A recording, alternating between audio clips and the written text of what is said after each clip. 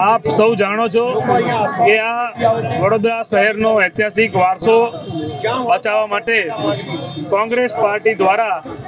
અહીંયા play car સાથેનો દેખાવાનો કાર્યક્રમ રાખવામાં આવ્યો છે। છેલ્લા 3 દિવસથી અહીંયા જે વિઠ્ઠલ મંદિરના મહારાજ હરિઓમ વ્યાસ મહારાજ જ્યારે અહીંયા બેઠા છે અને એમની જે તપસ્યા ચાલે છે એ તપસ્યામાં કોંગ્રેસ પાર્ટીનો પણ એમાં ટેકો છે। વાત એવી છે કે આપના માધ્યમથી વડોદરા શહેરમાં જે લોકો સારા એન્જિનિયર છે, સારા આર્કિટેક્ટ છે, જે ટેકનિકલ નોલેજ ધરાવે છે, સ્ટ્રક્ચર એન્જિનિયર છે, એમને આપણા માધ્યમથી હું વિનંતી કરવા માંગુ છું કે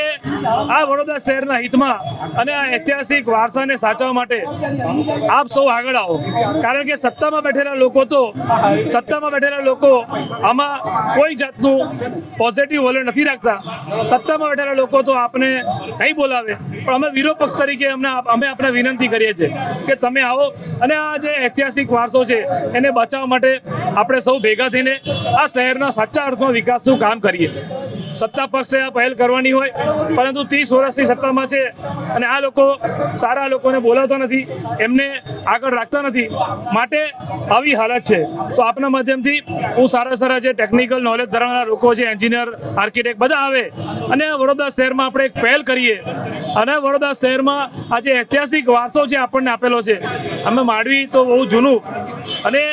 4 દરવાજામાં લહેરીપુરા દરવાજા હોય કે ન્યાય મંદિર હોય, આ બધો વારસો સાચવવા માટે વડોદરા શહેરના નગરજનો જે સારા નોલેજ ધરાવનારા લોકો આગળ આવે એવી આપના માધ્યમથી હું વિનંતી કરું છું। શું માનો છો આજે પાલિકાના કમિશનરે